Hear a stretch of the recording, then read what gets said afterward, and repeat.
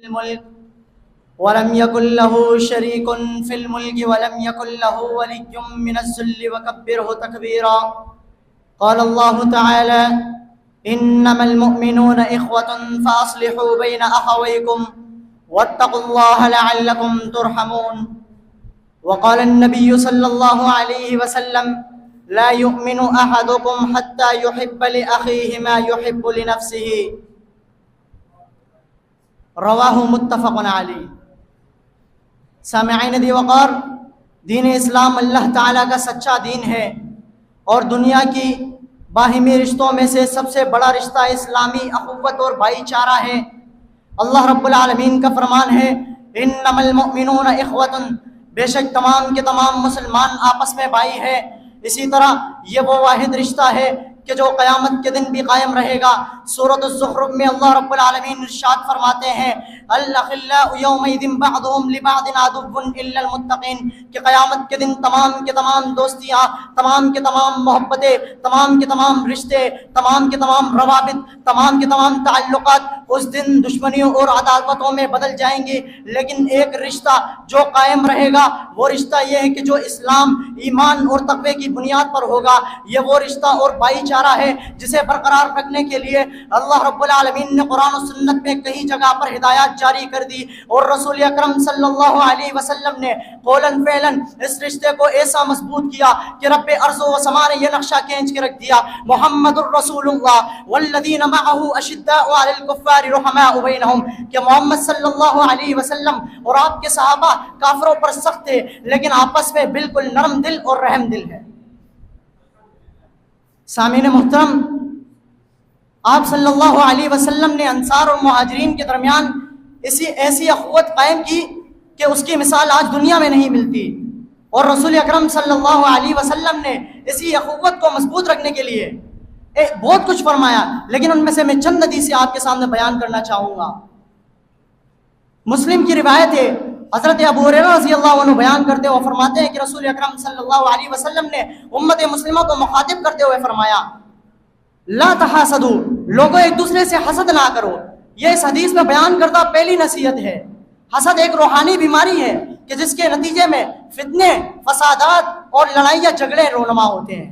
اس لیے اللہ رب العزت نے اس سے بچنے کے لیے سورہ فلق کے اندر ہمیں دعا سکھائی، فرمایا: ومن شر حاسد اذا حسد. دوسری نصیحت: ولا تناجشوا، لوگوں ایک دوسرے کو دھوکہ نہ دو. یہ دوسری نصیحت ہے. اللہ اکبر، کتنی جامع نصیحت ہے. تجارت میں، کاروبار میں، معاملات میں کسی کے دھوکہ نہ دو، فریب نہ کرو کسی کے ساتھ. اللہ رب العالمین، اللہ کے رسول نے اس لیے فرمایا کہ ولا تناجشوا، لوگوں ایک دوسرے کو دھوکہ نہ دو، کیونکہ اس سے محبت ختم ہو جاتی ہے اور آپس میں نفرت پھیل جاتی ہے. تیسری نصیحت: ولا تباغضوا، لوگوں آپس میں بغض نہ رکھو، یعنی اپنے دلوں کو صاف رکھو.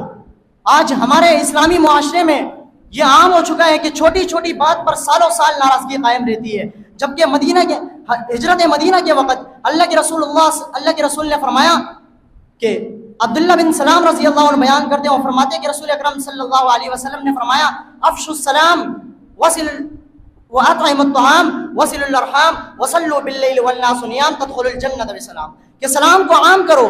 کیوں عام کرو؟ اس کے بتانے کی وجہ کیا تھی؟ کیونکہ سلام سے آپس میں محبت بڑھتی ہے. اور کھانا کھلاؤ، آپس میں صلح رحمی کرو، اور رات کے وقت اٹھ کر نماز پڑھو جب لوگ سو رہے ہو، اور سلامتی کے ساتھ جنت میں داخل ہو جاؤ.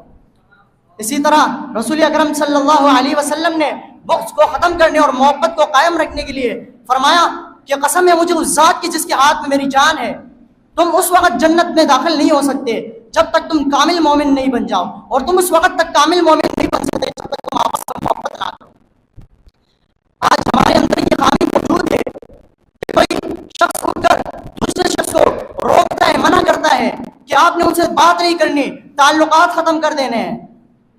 اس کے متعلق اللہ کے رسول نے فرمایا کہ دو شخص جب آپس میں ملتے ہیں، ملاقات کرتے ہیں اللہ کی رضا کے لیے، یا ایک شخص دوسرے شخص پر خرچ کرتا ہے اللہ کی رضا کے لیے، اور ایک شخص دوسرے شخص سے محبت کرتا ہے اللہ کی رضا کے لیے، تو اللہ رب العالمین اس شخص کو قیامت کے دن، جس دن نفسا نفسی کا عالم ہوگا، اس شخص کو اپنے عرش کے نیچے سایہ دے گا. اللہ اکبر، کتنی بڑی شان ہے، کتنی بڑی فضیلت ہے اسلامی اخوت کی. چوتھی نصیحت: ولا تدابروا، لوگوں ایک دوسرے سے قطع تعلق ہی نہ رکھو، یعنی بات چیت ختم نہ کرو اور بائیکاٹ نہ کرو۔ صحیح مسلم کی روایت ہے، اللہ کے رسول صلی اللہ علیہ وسلم نے فرمایا کہ لوگوں ایک دوسرے سے قطع تعلق ہی نہ رکھو۔ لا يحل لرجل ان يهجر مسلما فوق 3 ليال يلتقيان فيعرض هذا ويعرض هذا، کہ کسی مسلمان کے لیے جائز ہی نہیں کہ وہ 3 دن سے زیادہ ایک مسلمان سے ناراض رہے۔ جب وہ راستے میں کہیں ملاقات ہو تو ایک مسلمان اس طرف منہ موڑ لے اور دوسرا مسلمان اس طرف منہ موڑ لے۔ اور اللہ کے رسول نے آگے فرمایا ان دونوں میں سب سے بہتر وخیرهم الذی، ان دونوں میں سب سے بہتر وہ ہے یبدأ بالسلام، جو سلام میں پہل کرتا ہے۔ 5ویں نصیحت ولا يبيع بعضكم على بيع بعض، یعنی ایک مسلمان کے سودے پر دوسرا مسلمان سودا نہ کرے۔